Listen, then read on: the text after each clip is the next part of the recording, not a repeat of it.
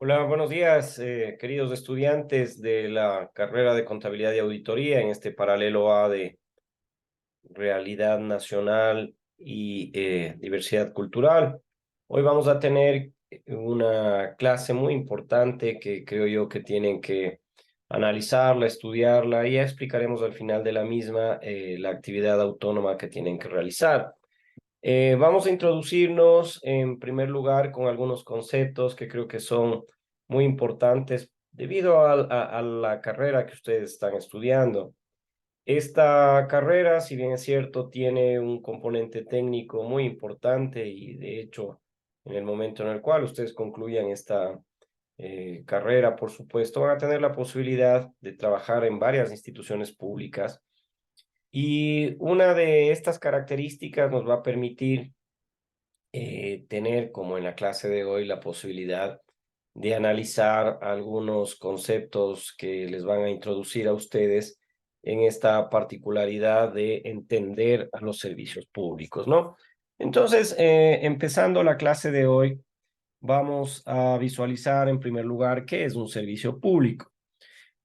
Muchos de nosotros en estos momentos estamos usando uno de ellos, por ejemplo, el servicio de las telecomunicaciones. Normalmente era un servicio público entregado por organizaciones que se creaban a partir del Estado y que obviamente por esta cuestión de la diversificación de la prestación de estos servicios hoy también es entregada por parte de instituciones privadas, organizaciones privadas, empresas privadas, pero básicamente un servicio público tiene una connotación en la cual podemos nosotros diferenciar al menos dos conceptos acerca de lo que se entiende por servicio público. El primero de ellos, el concepto de que el servicio público es orgánico y otro funcional. El servicio público es toda actividad estatal que tiene bajo su control. Ustedes recordarán que el Estado está configurado dentro de un territorio para todos aquellos habitantes que viven bajo ese territorio y que tengan la posibilidad de que este Estado regule algunas cuestiones inherentes a la vida de esas sociedades. Y por supuesto, esta actividad estatal tiene que ver por la posibilidad de reglamentar tareas, por ejemplo, de necesidad pública. Y esta utilidad efectiva surge de la forma de regular y continuar con una prestación conforme a una regla de derecho.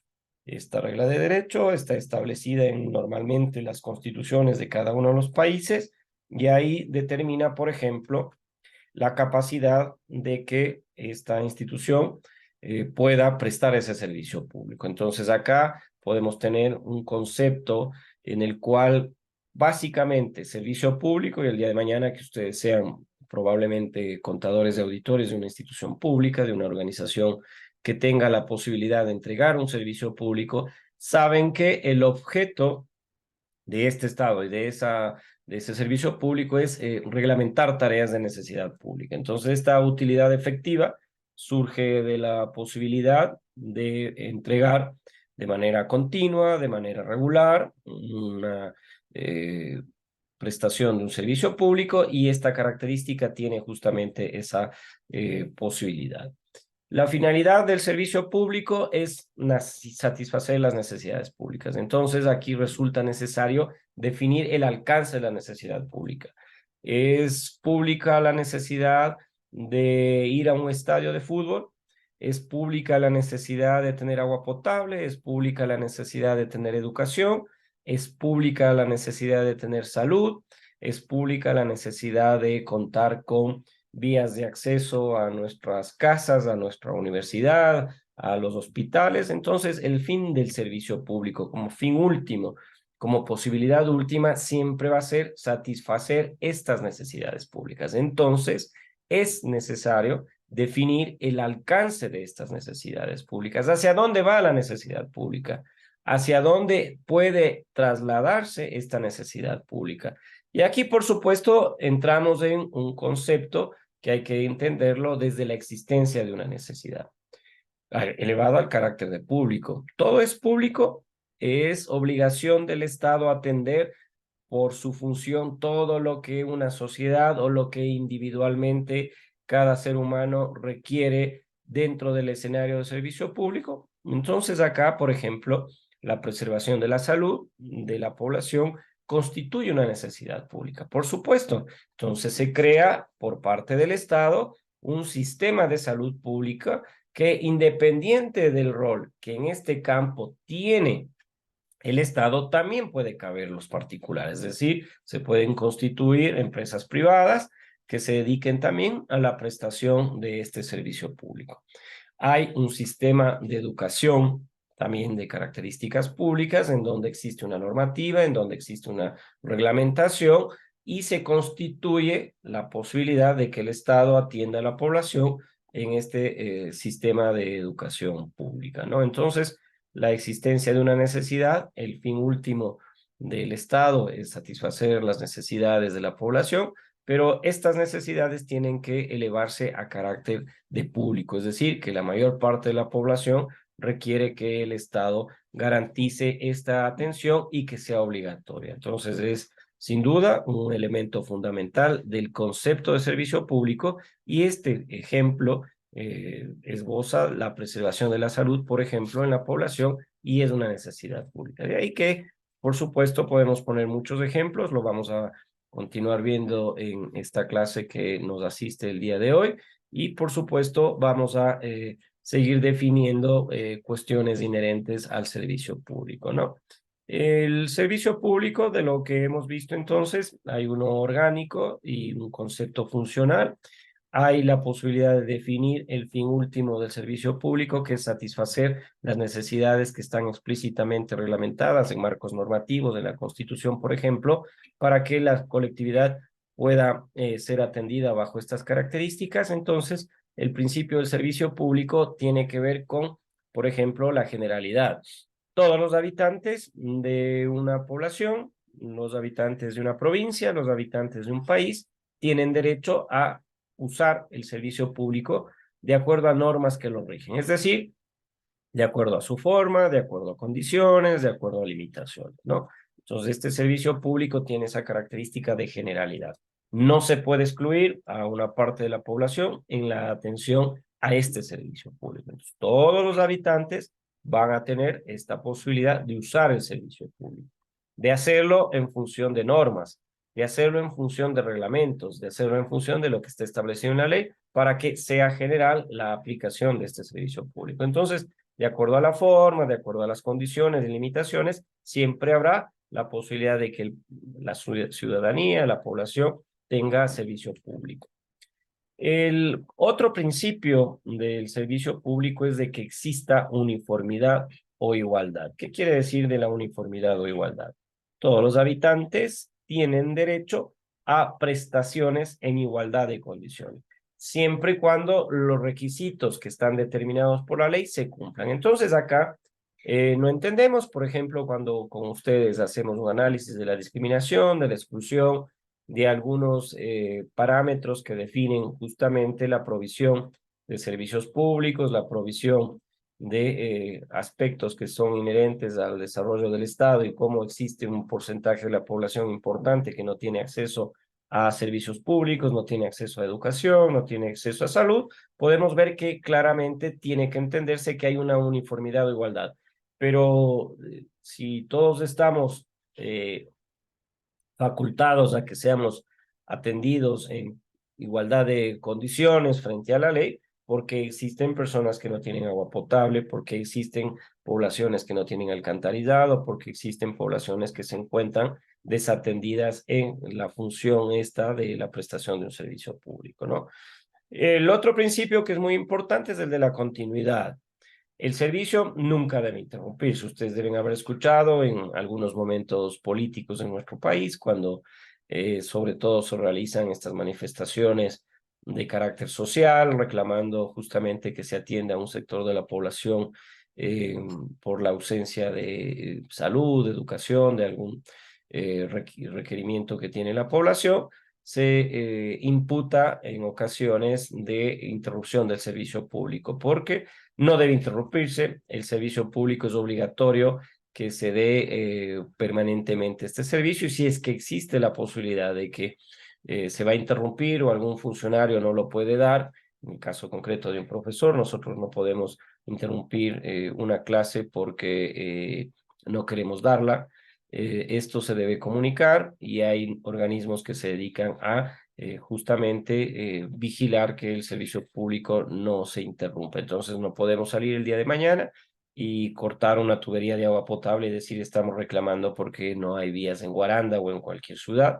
No podemos salir a una vía e interrumpir el transporte y decir estamos reclamando por alguna cuestión específica y es por eso que interrumpimos un servicio público. No se lo puede hacer. El principio del servicio público ininterrumpido, por supuesto, es bajo estos parámetros de continuidad. Regularidad tiene, por supuesto, una connotación similar a la anterior. Es un principio que se asienta sobre condiciones establecidas en la ley, es decir, hay que medir, hay que ajustar, hay que visualizar y sacar conclusiones en función de cómo este servicio se compara por reducción o por comparación. El servicio debe manejarse conforme a reglas. Aquí, por ejemplo, podría servirnos lo del el transporte público, ¿no? Ustedes saben que de acuerdo a la ley hay empresas de transporte público que llevan y traen personas, por ejemplo, de Quito y Guaranda. Hay que pagar una tasa por el servicio o un valor por este servicio. Se ha entregado a empresas privadas que lo hagan, pero no todos los buses salen del terminal terrestre de Guaranda a la misma hora hacia Quito, por ejemplo. No todos los buses de una cooperativa salen a las 8 de la mañana y regresan de Quito a las 4 de la tarde. Hay una posibilidad del principio de regularidad que este servicio se lo efectúa en función de condiciones establecidas en la ley. Entonces se va estableciendo en base a un análisis de los horarios y las características que tienen que prestar el servicio, que lo hagan estos 10 buzos de una cooperativa X entre Quito y Guaranda y Quito, una regularidad de 2 horas, es decir, empiecen a las 6 de la mañana y concluyan a las 6 de la tarde, y así tenemos el servicio ininterrumpidamente bajo el principio de regularidad, es decir, se ajusta, se computa, se mide y se ve cuándo es requerido este servicio, y así de esta manera se ve favorecida en la prestación de este servicio la colectividad guarandeña y quiteña y todos los que quieran viajar entre estas ciudades, ¿no? El otro principio y fin sobre el cual se asienta el servicio público es el de la obligatoriedad. Es decir, tenemos el deber, todas las autoridades encargadas de prestar el servicio. Yo soy un servidor público, soy un profesor de la Universidad de Bolívar y tengo la obligación y el deber de prestar el servicio de educación, es decir, estar con ustedes en el horario establecido. Según esta modalidad híbrida, debo estar con ustedes los días lunes de 9 a 11 de la mañana, en lo posible grabar la clase y, por supuesto, estará colgada en el portal del entorno virtual de educación de la Universidad Estatal de Bolívar, y esta obligatoriedad lo hago en función de que tengo el deber de prestar el servicio y estar con ustedes los días lunes. El día viernes hay actividades de acompañamiento docente, normalmente foros, normalmente actividades que estarán colgadas en el sistema, y yo estaré vigilando aquellos sin la necesidad de una conexión de Zoom, por ejemplo, de acuerdo a la planificación. La persistencia, esto comprende nuevas necesidades colectivas, es decir, hay servicios públicos que existen en tanto subsistan necesidades públicas para cuya satisfacción fue creada. Les pongo un ejemplo de la persistencia, ¿no? Esta capacidad del Estado de entender las necesidades de la población significa que hay un servicio público que es requerido por la población. Ustedes recordarán, y si no, sus padres pueden preguntarles, que antes existía servicio de correos del Ecuador. Era una institución pública acá en nuestro país que fue creada para el traslado de encomiendas, para el traslado de cartas, para el traslado de todo aquello que información referente a una sociedad, referente a los individuos, referente a las instituciones, se trasladaba entre una ciudad y otra. Por ejemplo, yo necesitaba que ustedes me entreguen un trabajo y ustedes tenían que enviarme por correo del Ecuador todos los trabajos impresos a mi domicilio para que yo los pueda calificar, o a la Universidad Estatal de Bolívar para que yo los pueda evaluar. ¿Y por qué ocurría esto de la persistencia de un servicio público, por ejemplo, el de las telecomunicaciones vía correo del Ecuador? Porque en ese momento no existía Internet. Entonces, esta persistencia se analiza y se ve que ya no es necesaria esta institución, ya no es necesario el traslado de correspondencia de un lugar al otro, porque ahora todo se lo hace de manera virtual y más bien ahora emergen otro tipo de necesidades, otro tipo de servicios públicos como el de Internet, ¿no? Entonces hay una empresa que se creó en función de que aparece una nueva necesidad pública, aparece la necesidad de que el pueblo ecuatoriano, bajo estas características de la virtualidad, bajo las características de la influencia de una pandemia, por ejemplo, traslade la necesidad de que todos estemos conectados ahora vía Internet. Y bajo esa característica, la persistencia dice que un servicio público como el transporte de encomiendas, de cartas a través de correos del Ecuador ya no es necesario, entonces se elimina esa institución pública porque ya no existe esa posibilidad de la necesidad. Y esta necesidad, esta satisfacción para la cual fue creada, ya se ha visto que no es necesaria, ¿no? La gratuidad del servicio, no, debe ofrecerse al público sin idea de lucro, pero algunos servicios y ustedes como contadores de auditores van justamente a analizar esta característica cuando estén dirigiendo una dirección financiera de una institución pública, cuando estén dirigiendo justamente la posibilidad de financiar un servicio público y tienen que entender de que existe un régimen financiero adecuado, existe para las instituciones públicas, ley de empresas públicas, para los gobiernos autónomos centralizados existe el COTAD y para todas las instituciones públicas, seguramente ya lo van a estudiar, el Código de Finanzas y Planificación Pública. Entonces ahí están establecidos, aparte de las normas financieras que ustedes están estudiando, cómo se puede establecer costos de tarifas o de tasas por la prestación de un servicio público, ¿no? Entonces hay servicios públicos como el que yo presto, que tiene obviamente ningún costo para ustedes, excepto algunas tasas, y las de características de tipo industrial. El Estado tiene prestación de servicios, por ejemplo, telecomunicaciones, tiene, por ejemplo, el servicio de expendio de combustibles y otros, y estos requieren de un régimen financiero adecuado, es decir, se establece costos para que este servicio pueda ser prestado. Los elementos del servicio público. En realidad, acá los elementos del servicio público eh, es una función considerada obligatoria para el Estado en un determinado momento, ¿no? Eh, esta función está constituida por la satisfacción de una necesidad pública. Entonces, por ejemplo, la función pública es obligatoria para el Estado y es un elemento que en un determinado momento justamente determina esta posibilidad. Está constituido por una satisfacción de una necesidad pública, está constituido por un elemento de servicio público y, por supuesto, esta satisfacción tiene que ser cumplida por el servicio público. Los funcionarios, soy yo un funcionario, somos aquellas personas, aquellos agentes que se encuentran jerarquizados o no y que cumplimos una función. Nos referimos a aquellos individuos que realizamos esta función, que nos encontramos dentro de una organización. En el caso concreto mío, por ejemplo, la Universidad Estatal de Bolívar es una organización piramidal con funcionarios vinculados por jerarquía y adoptamos decisiones como las autoridades que ejecutan concretamente, ¿no? Los recursos, una cierta cantidad de recursos afectados al cumplimiento de la función son aquellos bienes materiales que necesitamos para cumplir esta función por parte de los funcionarios, ¿no? Entonces, son todos aquellos recursos que necesitan los funcionarios para poder ejercer adecuadamente la función. Un régimen jurídico especial es este conjunto de disposiciones legales, este conjunto de disposiciones reglamentarias, este conjunto de normas que establecen cómo se va a satisfacer esta necesidad pública.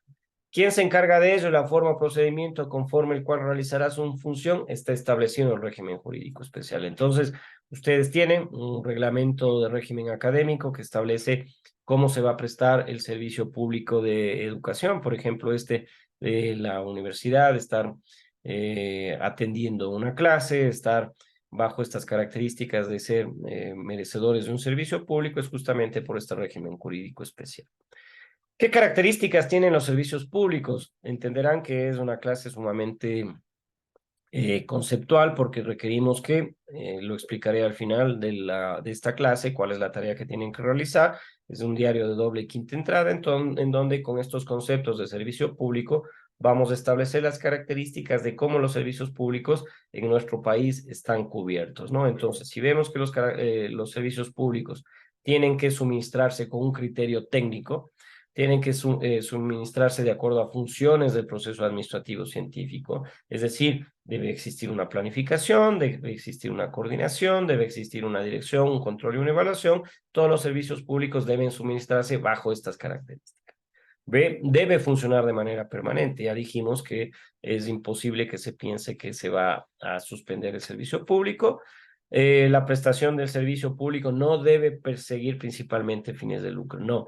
El propósito del Estado y de la provisión del servicio público justamente es a partir de esta posibilidad de que tenga la prestación del servicio público no fines de lucro. Entonces, esto sirve como un organismo público que su prestación puede ser hecho por particulares, por supuesto. Hay normas que establecen que la salud puede ser prestada por clínicas privadas, por establecimientos de salud privados, perdón, o la educación también bajo estas características, ¿no? Y la autorización, control y vigilancia y la fiscalización de la provisión de este servicio público está en la posibilidad de que sea el Estado quien lo preste, ¿no? ¿Cuál es la clasificación del servicio público? Para clasificar los servicios públicos debemos distinguirnos entre, por ejemplo, conceptos funcionales, entre conceptos orgánicos, y esta clasificación puede ser esenciales y no esenciales. Esenciales, por supuesto, que si es que no existen, son aquellos que no prestarse pondrían en peligro la existencia misma del Estado. Por ejemplo, la policía, educación, sanidad. Esos son servicios públicos esenciales. Imagínense ustedes sin la seguridad interna de un Estado, sin tener policía, los problemas que tendríamos. Si no tenemos educación, si no tenemos sanidad, estos son servicios públicos esenciales. Y podemos empezar a visualizar algunos no esenciales, por ejemplo, servicio público que presta de el expendio del Estado ecuatoriano de hidrocarburos. Si no vende gasolina el Estado, tranquilamente una empresa privada lo podría hacer. Permanentes y esporádicos. En esta clasificación, claramente ustedes pueden sacar ya a colación, pueden sacar la conclusión de que los primeros son prestados de manera regular y continua. Está continuamente prestándose el servicio de agua potable. Ustedes necesitan abrir su grifo que presta la municipalidad a través de una empresa pública de agua potable, este servicio del agua potable. No importa la hora en la cual ustedes abran su grifo y necesitan para preparar algún alimento, para ducharse, lavar la ropa, lo que sea, es prestado de manera regular, permanentemente. Y debe ser continua para que la satisfacción de las necesidades de interés general se manifieste. Y los esporádicos es de carácter eventual o circunstancial para satisfacer una necesidad colectiva transitoria. Entonces, un servicio público puede ser esporádico, ¿no? La tercera clasificación de la prestación de los servicios públicos puede ocurrir por el origen del órgano del poder público o el ente de la administración que los presta. Entonces, por ejemplo, hay administraciones que prestan un servicio público nacional, un servicio estatal, un servicio distrital, municipal o que sean concurrentes. Un servicio público nacional, por ejemplo, es la Corporación Nacional de Telecomunicaciones, un servicio a nivel nacional que presta el servicio de telefonía celular, que presta el servicio de Internet y otros. Distritos pueden ser servicios públicos que se prestan por parte de las provincias, municipales, las municipalidades, por ejemplo, prestan el servicio de recolección de basura. Entonces, de acuerdo al origen de quién presta este servicio, podemos clasificarlos de manera territorial. Pueden ser nacionales, pueden ser provinciales, pueden ser cantonales y obviamente esto determina una clasificación en el territorio. Desde el punto de vista de la naturaleza de los servicios, podemos tener servicios administrativos y servicios industriales y comerciales. Los últimos, especialmente los de comercio, son de servicios que atienden necesidades de interés general o destinados con fines lucrativos y no van a satisfacer necesidades colectivas, ¿no? Son servicios administrativos, servicios públicos y comerciales. Su nombre mismo lo dice, ¿no? Un servicio administrativo, por ejemplo, que se presta es el de que nosotros vamos a una oficina del registro civil, en donde están todos los datos de cada uno de los ciudadanos en nuestro país y necesitamos la cédula de identidad. Es un servicio administrativo que presta el Estado ecuatoriano y nosotros lo podemos utilizar en cualquier parte del territorio en el cual exista una oficina de registro civil y cedulación, ¿no? Un servicio público industrial, por ejemplo, el Estado tiene esta posibilidad de que puede, a través de la explotación del petróleo en nuestra refinería, transformar en un hidrocarburo, ¿no? Es decir, en un combustible diésel, gasolina, etcétera, y lo comercializa. Entonces, todos los servicios, de acuerdo a su naturaleza, pueden ser o servicios administrativos o servicios públicos de carácter industrial, con esta transformación del petróleo hacia derivados del mismo, gasolina, combustible, gas licuado, y lo comercializa, ¿no? Entonces, de acuerdo a si es que está destinado a fin lucrativo o no, para satisfacer estas necesidades colectivas, queda clara la clasificación de acuerdo al punto de vista de su naturaleza. Hay servicios públicos en esta clasificación obligatorios y optativos.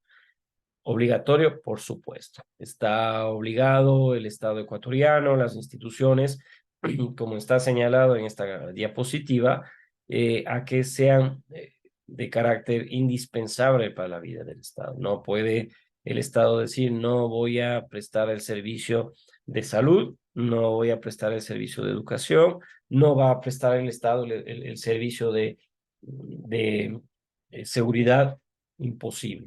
Optativos son potestad discrecional de la autoridad administrativa competente. Entonces el Estado dirá, pongo un faro en un puerto para atender la necesidad de los barcos que se acercan a la costa. Es optativo, podría discrecionalmente la autoridad administrativa competente verificar si es necesario o no. Se puede hacer un estudio de mercado en Guaranda y ver la posibilidad de montar otra red de telefonía celular para abastecer a cierta población. Si es que ya tiene una, podría decir no, no es necesario. Entonces hay servicios públicos obligatorios y optativos. Entonces, esto está señalado a partir de la Constitución, de la ley, y decir si es indispensable para la vida del Estado o no.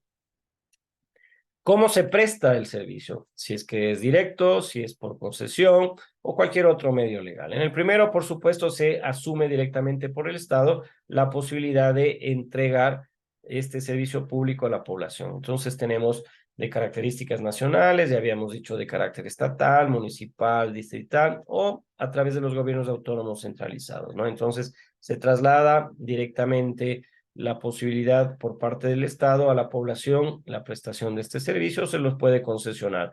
No está asumido directamente el Estado, se presta a través de concesiones.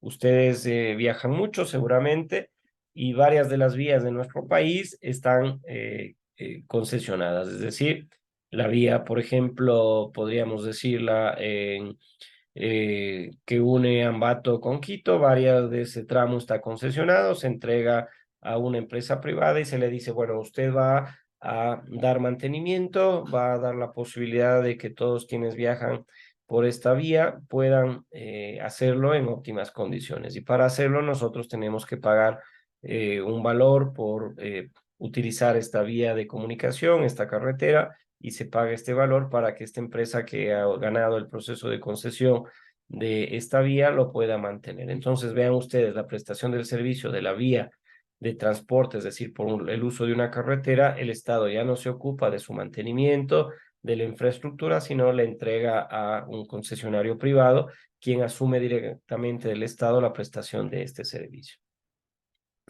Ejemplos de servicios públicos. Existen empresas de transporte, existen empresas de autobuses, por ejemplo, trenes. Hay un servicio de agua potable y alcantarillado. Este servicio también ha sido posible que se lo concesione. Hay ejemplos en la ciudad de Guayaquil y otros que no solamente se han creado empresas públicas para la prestación de este servicio de agua potable y alcantarillado, sino también se ha entregado esta responsabilidad a empresas privadas, ¿no? Los servicios sanitarios tienen que ver, por supuesto, a la salud de cada uno de nosotros, a través de los hospitales, a través de los medicamentos que ahí nos entregan. Servicio de educación, al que yo estoy prestando, por ejemplo, en estos momentos, es un servicio que se va desde el nivel, desde la escuela, la secundaria, la primaria, y por supuesto el nivel de educación superior. Es un servicio que presta el Estado ecuatoriano a cada uno de los ciudadanos que viven en este país. Las empresas postales, esta es la que les contaba. Les pongo como ejemplo para que ustedes recuerden que puede en un momento determinado, de acuerdo a las características del servicio público, dejar de prestarlo porque ya no existe la necesidad por parte de una sociedad, por parte de los ecuatorianos, por ejemplo. Entonces, las empresas postales se han trasladado a ser empresas de telefonía de comunicación. Entonces, ¿qué necesitamos? Una empresa de Internet, por ejemplo, una empresa de comunicación que se instalen, se monten infraestructuras para que nuestras comunidades, en nuestros barrios, en las ciudades en las cuales vivimos, puedan tener esta posibilidad. Compañías de gas, por supuesto.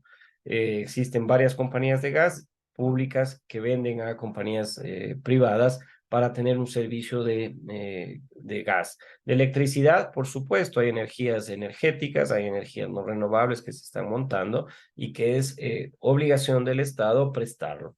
Empresas constructoras, hay constructoras de eh, marítimas, terrestres, puertos, rutas, carreteras, entre otros. Todas estas son empresas públicas en nuestro estado ecuatoriano y también, por supuesto, hay servicios públicos, ¿no? Hay servicios bancarios, por supuesto, hay bancos que tiene el Estado, el Banco de Desarrollo, el Banco Nacional de Fomento, que permiten a la gente tener un ahorro de dinero. Entonces, esta clase de servicios públicos es una clase que nos va a permitir a nosotros ir entendiendo desde el punto de vista de la contabilidad, desde el punto de vista de la auditoría, cómo el día de mañana podríamos probablemente tener esta posibilidad de que nosotros eh, quisiéramos o seríamos empleados de una de estas empresas, entender las características del servicio público, en qué consisten cada uno de estos eventos del servicio público y cómo nosotros podríamos, hipotéticamente hablando, trasladar todo ese conocimiento que estamos adquiriendo actualmente para que el financiamiento de estas empresas públicas, con los ingresos que tiene, mejorar eficientemente la prestación de este servicio, ¿no? Entonces, dicho esto, quiero dejar de grabar en primer lugar.